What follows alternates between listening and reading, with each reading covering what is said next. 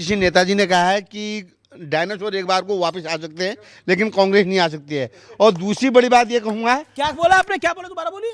किसी नेताजी ने ये कहा था कि डायनासोर एक बार को वापस आ सकते हैं लेकिन कांग्रेस कभी वापस नहीं आ सकती है। नंबर एक। नंबर किस नेता ने बोला था? आनंद दुबे जी ने बोला आनंद दुबे जी ने बोला था। दूसरी बात अभी किसी ने कहा था हमारे युवा नेता 5 साल बाद वृद्धाश्रम लेने वाले हैं।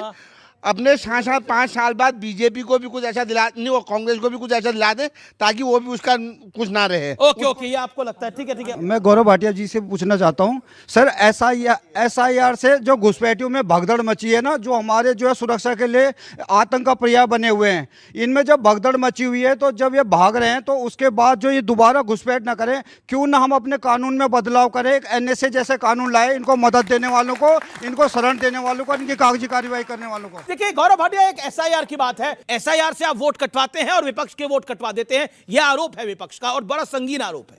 मैं अपनी जरा कंप्यूटर की चिप को सही कर लूं। 2014 जीते थे, SIR हुआ था? अच्छा, हुआ होगा अगर विपक्ष कह रहा है। 2019 जीते, SIR हुआ था क्या? 2024 जीते, SIR हुआ। 2017 उत्तर प्रदेश जीते, 2022 उत्तर प्रदेश जीते, 7 बार गुजरात जीत गए, हरियाणा 3 बार जीत गए। SIR हुआ था क्या? और अगर SIR हो रहा है, तो ये देश हित में है जब हजारों की संख्या में घुसपैठिए वापस जाते हैं। लेकिन अखिलेश यादव ने कहा जो बिहार में कर लिया वो यूपी में नहीं करने देंगे। ओके, जवाब फराज की दो, जवाब। देखिए, तो एक काम करिए अमीर जी, आप हाहाकार, भारतीय जनता पार्टी का नाम बदल करके हाहाकार जुमला पार्टी कर दीजिए, क्योंकि ये जुमले तो बोलेंगे कि अमित शाह जी ने कहा है कि ये सराय नहीं है मगर घुसपैठिए आते रहेंगे।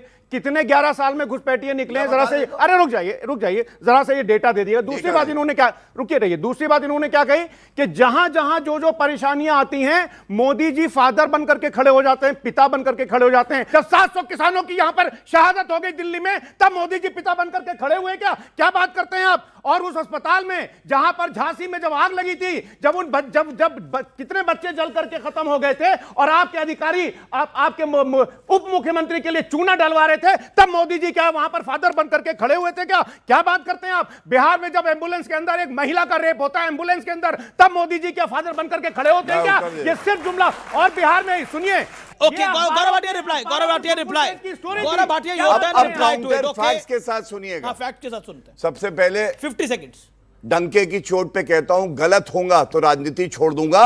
जिस वैक्सीन को अखिलेश यादव गलत बता रहे थे, उसको मोदी जी ने ही मुलायम सिंह यादव जी को भी लगवाया और अखिलेश यादव को भी लगवाया। यही पिता की एक खूबी होती है। दूसरी बात, मुलायम सिंह यादव जी की बात इन्होंने करी, उनके आशीर्वाद में असर देखिए, मैं आपको बताता हूं। 2019 का चुनाव याद करिएगा, संसद के पटल पर मुलायम सिंह यादव जी ने कहा, नरेंद्र मोदी जी को मैं आशीर्वाद देता हूं, पुनः प्रधानमंत्री बनेंगे, और वो बने। और सुनिए, जिस पुत्र ने अपने पिता को गद्दी से उठा के फेंका था, अखिलेश यादव उसका नाम है, मुलायम सिंह यादव जी ने श्राप दिया 2022 में वो पुनः मुख्यमंत्री नहीं बन पाए। यही सच्चाई है, इसलिए आशीर्वाद में बहुत ताकत होती है। भी आ गया जवाब। और सुनिए, अभी एक मिनट जी। और इन्होंने कहा कि मोदी जी ने क्या किया। मुझे तो केवल इतना याद रहता है, 200 दंगे साल के होते थे जब आधा मुख्यमंत्री थे अखिलेश यादव, और मुजफ्फरनगर दंगों में 65 लोगों की जान चली गई, और ऋतिक रोशन का डांस कौन कर रहा था, उस व्यक्ति का नाम अखिलेश यादव। ओके, जवाब ये मत भूलिएगा जी। मुजफ्फरनगर दंगे में कोर्ट ने जिसको सजा दी उसका नाम विक्रम सैनी, भारतीय जनता पार्टी का MLA। गलत बोल रहे हैं। बिल्कुल सही, दंगा हुआ क्यों? बिल्कुल सही, दंगा हुआ बिल्कुल क्यों, ये सही। बताइए। विक्रम सैनी टाइप करिए, एक दंगा ये कराते हैं, दंगा ये कराते हैं, टाइप करिएगा विक्रम सैनी। योगी जी के टाइम में दंगा नहीं सजा दी कोर्ट ने। शदाब चौहान, मैं फिर मुद्दे के ऊपर आता हूं। और प्रधानमंत्री मोदी ने कैबिनेट की मीटिंग में बोला, एनडीए एक ऑर्गेनिक अलायंस है, एक ऑर्गेनिक गठबंधन है, लेकिन विपक्ष का गठबंधन नहीं हो पाता। कुछ कमियां हैं इसके अंदर, इसमें कोई दो राय नहीं है। नहीं, मैं उत्तर प्रदेश, शिवसेना पसंद है समाजवादी पार्टी को, आपकी पार्टी पसंद है। मैं उत्तर प्रदेश के संबंध में कहूंगा कि अगर उनके पास ऑर्गेनिक है तो हमारे पास सुपर ऑर्गेनिक बन जाएगा, जहां हम होंगे MIM होगी। और यह बात स्पष्ट है कि सिर्फ हार का ठीक रहा, चिमटे से छूना नहीं जा रहा। सुन लीजिए, नहीं छुएंगे तो तबाह हो जाएंगे ना। अगर उत्तर प्रदेश की बात और बिहार के संबंध में मैं कहूंगा कि बिहार का चुनाव हुआ, SIR पर आरोप लगाया गया। अच्छा, इन्होंने ले भी लिया आप लोगों को, तो राहुल गांधी आपको नहीं छुएंगे? नहीं, वो तो जुबली हिल्स में हमारे वोट पर जीते हैं ना। हमने दिया ना, हमने समर्थन, उन्होंने मांगा, हमने समर्थन दिया। आज उत्तर प्रदेश में बिहार हो रहा है, उत्तर प्रदेश में एसआई हो रहा है।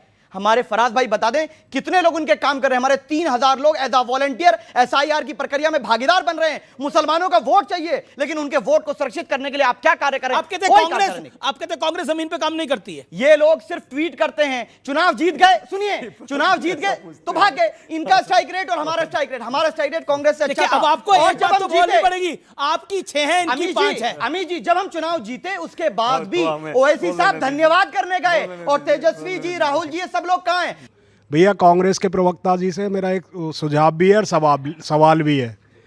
जब तक आप अपने घर की कलह ख़त्म नहीं करेंगे, ये जो यूपी है इसमें आपस में ही नहीं लड़ना झगड़ना बंद करोगे, तुम मोदी जी को 100 साल भी नहीं हरा सकते, मेरा अपना मानना है। अच्छा बोलिए गौरव भाटिया, बोलिए। इन्होंने कहा कि हम आपस में नहीं लड़ते हैं, हम तो दूसरों की लड़ाई लड़ रहे हैं। इसी पे मैं कुछ तथ्य रख के जो है इजाजत चाहूंगा। ये अपने कुकर्मों से हारते हैं, और जहां कहा जाता है राहुल आया, जैसे ही राहुल आया सबको निपटाया। ये बात पक्की है। देखिए, अब मध्य प्रदेश में कमलनाथ वर्सेस ज्योतिरादित्य सिंधिया चल रहा था, हार गए। पंजाब में अमरिंदर सिंह वर्सेस सिद्धू चला, हार गए। छत्तीसगढ़ में भूपेश बघेल वर्सेस टीएस सिंहदेव चला, हार गए। हरियाणा में भूपेंद्र हुड्डा कुमारी शैलजा चला, हार गए। और राजस्थान में अशोक गहलोत वर्सेस सचिन पायलट चला, वहां भी हार गए। लेकिन हम लोग आपस में नहीं लड़ते हैं, हम तो जनता की लड़ाई लड़ते हैं। बहुत बढ़िया है भैया। ये तो बिहार की कल समीक्षा बैठक हुई, वहां पर गोली तमंचे पता नहीं किस की बात आ गई है। मतलब कर्नाटका 10 सेकंड, कर्नाटका में जो ये लड़ाई थी, येदियुरप्पा से इनकी लड़ाई नहीं थी, ये लोग बहुत अच्छे थे, इसलिए वहां ये जीत गए। 150 सीट हमने जीती ना। इसी तरह अन्य राज्यों में, छत्तीसगढ़ में जो लड़ाई रमन सिंह बनाम जो चल रहा है वहां के मुख्यमंत्री की, क्या अपने घर की लड़ाई नहीं सुलटा पाती? अलायंस की तो छोड़िए, आपका टेक इसके ऊपर। देखिए, हमने बहुत पहले कई बार कह दिया इस बात को कि भाई कांग्रेस जो है और चल रहा है वहां पे पंजाब में आपस में भगवंत मान और किसकी लड़ाई चल रही है? अरविंद केजरीवाल जी कब्जा कर लिए, वहां जाके बैठ गए हैं। जवाब, अरे बोलिए बोलिए बोलिए। बस कुछ भी बोलते रहिए। इसी प्रकार से उटपटांग स्टेटमेंट देने के कारण आपकी हालत हुई है। दिल्ली में 6 सीट पे निपट गए वहां, आप सबसे ज्यादा दिखते हैं, आप 6 सीट पे निपट गए वहां। देख लीजिए क्या हो रहा है आपका हालत। देखिए, कारण क्या है कि कांग्रेस जब तक इस बात को नहीं समझेगी कि किस प्रकार से बीजेपी चुनाव लड़ती है, तब तक पूरा देश यही समझेगा कि भाई भाजपा और कांग्रेस में एका हो गया है, पीछे से हाथ मिलाए हुए हैं। आप चुनाव जीतते रहिए और हमको जेल से बाहर रखिए। नंबर 2, एसआईआर जो हुआ है, अमित जी, जब किसी बच्चे ने एसआईआर की बात की, एसआईआर का ऑब्जेक्टिव क्या था? कोई ऑफिशियल नोट तो हुआ होगा, कहीं लिखा हुआ होगा कि भाई किस कारण से एसआईआर करना है, कोई रिपोर्ट आ गई होगी कि भाई इतना फेक यहाँ वोटर्स बन गया। आज तक इस देश को ये नहीं बताया कि भाई एसआईआर क्यों करना है। और जो मेरे दोस्त कह रहे थे घुसपैठिया के बारे में, वो आप सारे जान लें, इतने बड़े एसआईआर से 389 घुसपैठिया निकला बिहार में, 8.5 करोड़ के वोटर्स में। ठीक है, और 389 में 300 करीब तो नेपाल के थे। समय का है, इसलिए आखिरी राउंड में पब्लिक के 2-3 पॉइंट अपनी, अब सवाल नहीं, पॉइंट रखने हैं आपको, सिर्फ अपनी बात को रखना है। ओके, क्या पॉइंट है? सवाल है सर। नहीं, पॉइंट रखना अपनी बात को। क्या पॉइंट रखना चाहते हैं? सर, अभी इन्होंने मेरे भाई को बोला था कि आप 20 किलोमीटर चल के दिखा दो। मैं 100 किलोमीटर चलूंगा, लेकिन जैसे मुझे चलना है उसी तरीके से राहुल गांधी जी को भी चलना पड़ेगा। ओके, ये आप कह रहे हैं। ठीक है, चलिए ये विषय। ओके। पार्टी वाले हैं, सबसे ये पूछ रहा हूँ, कौन कौन एसआईआर के सपोर्ट में है, कौन कौन विरोध में है? मुझे लगता है कि एसआईआर के विरोध में AIMM वाले तो है सपोर्ट में, लेकिन कांग्रेस विरोध में है, बाकी सब सपोर्ट में है।